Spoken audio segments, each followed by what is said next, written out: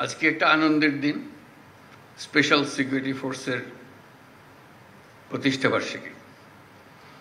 সে আনন্দ নিয়েই আজকে আমাদের যাত্রা শুরু, কিন্তু বৃষ্টি আসাতে কিছু অসুবিধারও সৃষ্টি হয়েছে। সামনে দেখলাম খুব সাজানো গোছানো হয়েছে, কিন্তু আমরা ব্যবহার করতে পারবো কিনা সেটা। তো বৃষ্টি আমাদেরকে দমাতে পারবে না, আমাদের উৎসাহকে দমিয়ে রাখতে পারবে না। আজকে আনন্দের বিশেষ কারণ আছে। যে সিকিউরিটি ফোর্স, স্পেশাল সিকিউরিটি ফোর্সের কথা আলাপ করছি, তার বৈশিষ্ট্যকে কেন্দ্র করে। এটার বৈশিষ্ট্য হলো, আমি যতটুকু বুঝি, সর্বোত্তমকে একত্র করা। আমাদের ফোর্সেসের যত জায়গা, যত কিছু আছে, যারা আছেন তাদের মধ্য থেকে বেস্ট অফ দ্য বেস্ট, তাদেরকে একত্র করে জাতির সর্বোচ্চ পর্যায়ে আমাদের প্রস্তুতি, আমাদের সাহস, আমাদের কাজে দক্ষতা, এটাকে ডিফাইন করা। এটাই হলো special forces, special security forces. এটা আমার দৃষ্টিতে অনেকটা অলিম্পিকের মতো, যে ন্যাশনাল অলিম্পিকে দেশের সেরা যারা ক্রীড়াবিদ তারা এসে প্রতিযোগিতায় নামে, তার মধ্যে থেকে সর্বোচ্চ বাছাই হয়। সে বছরের সর্বোচ্চ, কিন্তু জাতির সর্বোচ্চ। এই বছরের সর্বোচ্চ জাতির সর্বোচ্চ নাও হতে পারে। জাতির সর্বোচ্চ হয়তো 3 বছর আগে একজন ডিফাইন করে গেছে, এখনো সেখানে পৌঁছে নেই, এবার পৌঁছতে পারেনি।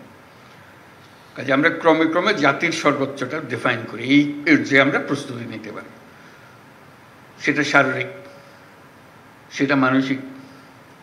এই ক্ষেত্রে শারীরিক, মানসিক এবং প্রযুক্তিগত আমাদের বেস্ট কি, আমাদের সর্বোচ্চ কোথায়, সেটাকে ডিফাইন করে। কাজেই এইরকম একটা ফোর্স, তার প্রতিষ্ঠা বার্ষিকী আমাদের জন্য এটা মস্ত বড় আনন্দের দিন, উৎসাহের দিন, উৎসবের দিন। এটা শুধু নিজের দেশে, যে বললাম একটা ন্যাশনাল অলিম্পিক, কিন্তু একটা গ্লোবাল অলিম্পিকও আছে, ওটাও মনে রাখতে হবে। আমাদের নিজেদের জাতীয় সর্বোচ্চতে সন্তুষ্ট থাকলে হবে না, সেই জাতীয় সর্বোচ্চ বিশ্ব সর্বোচ্চের মধ্যে কোথায় আছে। আমরা জাতীয় সর্বোচ্চ দেখলাম আমরা কোথায় কি আছি, কিন্তু দেখা গেল বিশ্ব সর্বোচ্চ বহু উপরে। কাজে আমাদের চেষ্টা করতে হবে যে আমরা জাতীয় সর্বোচ্চ আর বিশ্ব সর্বোচ্চের মধ্যে কেন দূরত্ব বেশি না থাকে। আমরা নিজেদেরকে সর্বোচ্চ ডিফাইন করলাম, নিয়ে আসলাম, উৎসব করলাম, সঙ্গে সঙ্গে ওই প্রতিযোগিতা আমাদের মনে থাকতে হবে, বিশ্ব প্রতিযোগিতা। এটা হলো স্পেশাল ফোর্সের একটা নিজস্ব দায়িত্ব আছে, সেটা পালন করবো, অবশ্যই করবো। কিন্তু সঙ্গে সঙ্গে আমাদের ওটাও মনে রাখতে হবে, এই দায়িত্ব পালন করার ঘটনা না ঘটতে পারে, ঘটার সম্ভাবনা ক্ষীণ, কিন্তু প্রস্তুতি হবে আমাদের বিশ্ব সর্বোচ্চের পর্যায়ের মধ্যে। তো সেটাই আনন্দের জিনিস আজকে, যারা আমরা আমাদের এই স্পেশাল সিকিউরিটি ফোর্সেসের মধ্যে আছেন, তারা সে বিশ্ব প্রস্তুতিতে, বিশ্ব মানে আমরা কোথায় আছি সেটার যাচাই করে, এবং সেই প্রস্তুতি মানসিকভাবে তৈরি থাকা। আমরা শুধু জাতীয় অলিম্পিকে খেলতেছি না, আমরা বিশ্ব অলিম্পিকও খেলতেছি। সব দিক থেকে আমরা দেখব, যাচাই বাছাই করে সেটা। তা না হলে জাতি হিসেবে আমরা উপরে উঠতে পারবো না। এটার সুবিধা হলো এটা অল্প, এই যে 500 জন 400 জন, এই 400 জন 500 জনকে দিয়ে বাকিদের উৎসাহিত করা, এই ফোর্সকে দিয়ে অন্য ফোর্স উৎসাহিত করবে, আমাদের লেভেল অতটুকু, ওখানে যেতে হবে।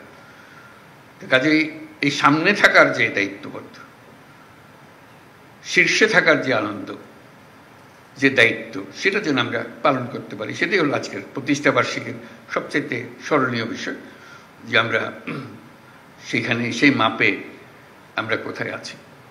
আমি অভিনন্দন জানাচ্ছি সবাইকে এই ফোর্সেসের অংশভূত হওয়ার জন্য। এটা একটা বড় প্রতিযোগিতার বিষয় যে আমরা এটার অংশ হতে পেরেছি, এবং হওয়ার সঙ্গে সঙ্গে দায়িত্বও বাড়ল। এটা যেন আমরা নামিয়ে না ফেলি, আমাদের যে মান সে মানে যেন আমরা নিচের দিকে না গিয়ে বরং উপরের দিকে আমরা উঠিয়ে দিতে পারি। প্রতিবার যখন এই ফোর্সেস গঠন হয়, সেই গঠনের মধ্যে আমরা প্রতিবারই ধাপে ধাপে উঠছি ও বিশ্বমানের কাছাকাছি চলে যাচ্ছি, এরকম যেন আমরা মনে রাখতে পারি। সেটা ছিল আমার প্রাথমিক বক্তব্য। আমি লিখিত যে বক্তব্য আছে সেটা পড়ে শুনি। এসএসএফ এর ৩৯তম প্রতিষ্ঠাবার্ষিকী উপলক্ষে আয়োজিত এই অনুষ্ঠানে আমাকে আমন্ত্রণ করার জন্য ধন্যবাদ। প্রতি বছরের নিয়ে এবছরও এসএসএফ প্রতিষ্ঠাবার্ষিকী পালন করছে। এসএসএফ অন্য বাহিনীর তুলনায় একটি ক্ষুদ্র বাহিনী, তবে এর কাজের গুরুত্ব এবং সংবেদনশীলতা অনেক বেশি। এই বাহিনী আমার নেতৃত্বে ও তত্ত্বাবধানে পরিচালিত হয়। এসএসএফ একটি প্রশিক্ষিত ও সুশৃঙ্খল বাহিনী যারা আমার ও রাষ্ট্রপতির সার্বক্ষণিক নিরাপত্তা নিশ্চিত করে। এটা একটা দায়িত্ব। আমি যেটা বললাম সে দায়িত্বেরও বাইরে আরেকটা দায়িত্ব আছে, সেটা হলো বিশ্বমানে চলে যাওয়া। দেশের মান যেটা, সেটা আমাদের কারণে, এই বছরের কারণে আমরা যেন জাতীয় মানে নিচে না নামি, বরং জাতীয় মানে উপরে উঠি, আর হলো বিশ্বমানের কাছাকাছি বা সমকক্ষ হতে পারে। এসএসএফ একটি প্রশিক্ষিত সুশৃঙ্খল বাহিনী যারা আমার ও রাষ্ট্রপতির সার্বক্ষণিক নিরাপত্তা নিশ্চিত করে। বিগত 10 মাসে এসএসএফ দেশে বিদেশে অনেকগুলো গুরুত্বপূর্ণ দায়িত্ব দক্ষতার সঙ্গে পালন করেছে। আমি এসএসএফ এর সার্বিক পেশাদারিত্ব এবং আন্তরিকতা নিয়ে সন্তুষ্ট। এই জন্য এসএসএফ এর সকল সদস্যকে আমার ধন্যবাদ জানাচ্ছি। এসএসএফ বঙ্গভবন সহ আমার বাসস্থান, কার্যালয় এবং সকল ধরনের গমনাগমনের নিরাপত্তা নিশ্চিত করে। এছাড়াও ঢাকার অভ্যন্তরে এবং বাইরে বিভিন্ন অনুষ্ঠানে নিরাপত্তা নিশ্চিতের পাশাপাশি অনুষ্ঠান সুষ্ঠুভাবে সম্পাদনেও উল্লেখযোগ্য ভূমিকা রাখে। সম্প্রতি কক্সবাজার এবং রোহিঙ্গা ক্যাম্প পরিদর্শন, চট্টগ্রাম বন্দর, চট্টগ্রাম বিশ্ববিদ্যালয়ের সমাবর্তন অনুষ্ঠানে এসএসএফ অন্যান্য বাহিনীদের সাথে সমন্বয় করে সফলভাবে নিরাপত্তা নিশ্চিত করেছে।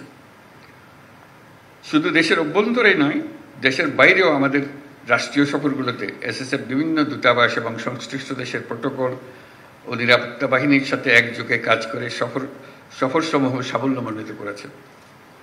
এছাড়াও বাংলাদেশে আগত মালয়েশিয়ার প্রধানমন্ত্রী, পূর্ব তিমুরের রাষ্ট্রপতি ও জাতিসংঘের মহাসচিবের রাষ্ট্রীয় সফরের সামগ্রিক নিরাপত্তা এই বাহিনী অত্যন্ত সফলতার সাথে সম্পন্ন করছে। সেজন্য আমি সবাইকে ধন্যবাদ জানাচ্ছি এই উপলক্ষে।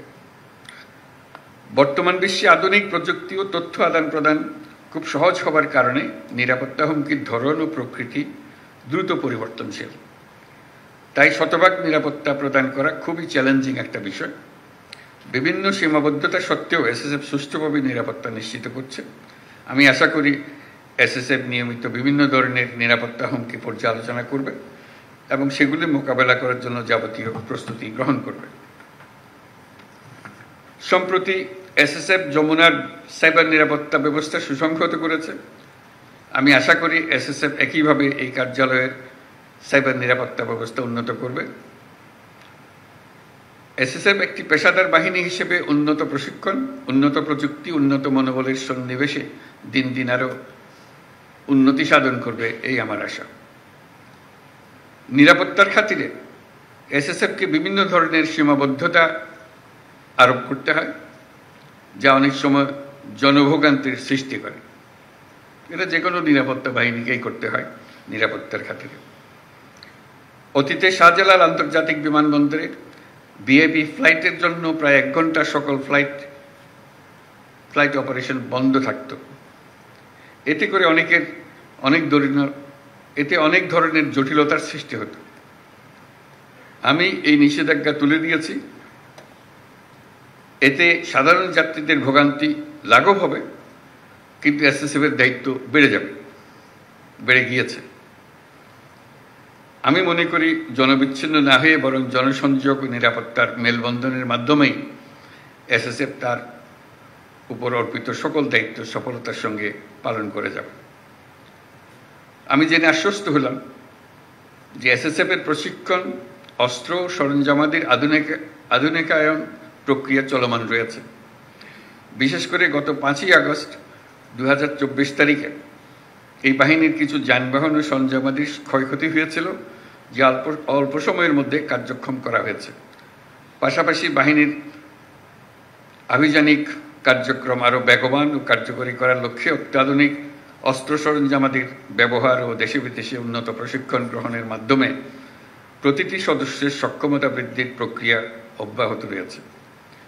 খুব শীঘ্রই এসএসএফ তাদের 12 বছরের পুরাতন বিএইচএফ রেডিও কমিউনিকেশন সিস্টেম পরিবর্তন করে সর্বশেষ মডেলের ইউএইচএফ রেডিও কমিউনিকেশন সিস্টেম সংযোজন করবে, যা তাদের আভিযানিক কার্যদক্ষতা বহুলাংশ বৃদ্ধি করবে।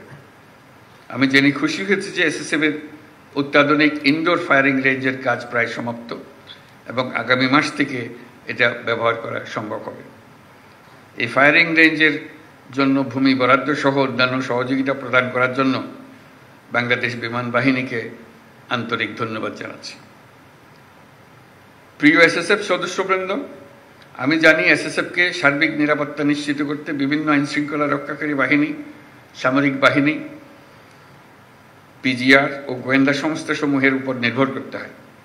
তাই আমি আশা করব এসএসএফ সকল সহযোগী বাহিনী ও সংস্থার সাথে সুসম্পর্ক বজায় রাখবে এবং নিবিড় যোগাযোগ ও সমন্বয়ের মাধ্যমে তারা দায়িত্ব পালন করবে। এসএসএফকে একটি অত্যাধুনিক এবং পেশাদার বাহিনী হিসেবে গড়ে তোলার লক্ষ্যে সেনা, নৌ, বিমান, পুলিশ ও আনসার বাহিনী হতে চৌকস অফিসার নির্বাচন ও প্রেরণ করায় আমি সকল বাহিনী প্রধানদের প্রতি গভীর কৃতজ্ঞতা প্রকাশ করছি। বিশেষ করে এসএসএফকে বিভিন্ন ধরনের প্রশিক্ষণ সহায়তা প্রদান করার জন্য বাংলাদেশ সেনাবাহিনীকে আমার ধন্যবাদ জ্ঞাপন করছি। প্রিয় এসএসএফ সদস্যবৃন্দ, রাষ্ট্রঘোষিত ভিআইপিদের নিরাপত্তা প্রদানে পেশাগত দক্ষতা অর্জনের পাশাপাশি চারিত্রিক দৃঢ়তা, উন্নত শৃঙ্খলা, সততা, দায়িত্বশীলতা এবং মানবিক গুণাবলীর বিষয়সমূহ গুরুত্বের সাথে বিবেচনা করতে হবে এবং সকল ধরনের রাজনৈতিক মতাদর্শের ঊর্ধ্বে থেকে পেশাদারিত্বের সাথে কাজ করে যেতে হবে। পরিশেষে আমি এসএসএফ এর মহাপরিচালক ও সকল সদস্যদের এই অনুষ্ঠান আয়োজনের জন্য আন্তরিক ধন্যবাদ জানাই। আমি বিশ্বাস করি সুযোগ্য নেতৃত্ব এবং সঠিক দিক নির্দেশনা এবং এই বাহিনীর প্রত্যেক সদস্যের পেশাদারিত্ব ও আন্তরিকতার মাধ্যমে এসএসএফ এর উত্তরোত্তর উন্নতি অব্যাহত থাকবে। আপনাদের ও আপনাদের পরিবারের সকলের সুস্বাস্থ্য এবং কল্যাণময় জীবন কামনা করে আমি আমার বক্তব্য শেষ করছি। সকলকে অশেষ ধন্যবাদ। আল্লাহ হাফেজ। খবরের কাগজ, নিখাত, নির্ভীক, নিরপেক্ষ।